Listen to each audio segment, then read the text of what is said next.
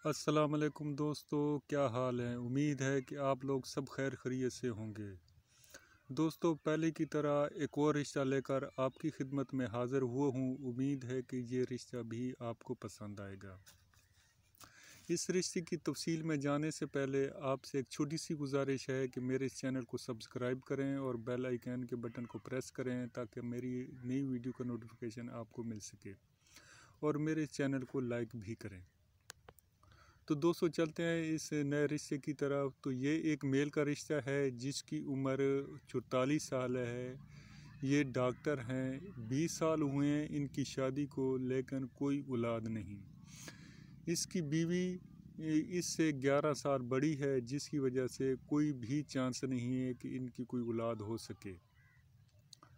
अच्छा, तो ये एक 15 साल से ये एक अपना हॉस्पिटल चला रहे हैं और ये रावलपिंडी के रहने वाले हैं।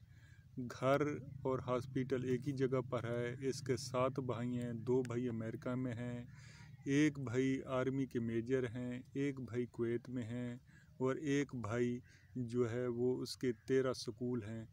2 सिस्टर हैं जो शादीशुदा हैं। ये बहुत ही वेल सेटल फैमिली है।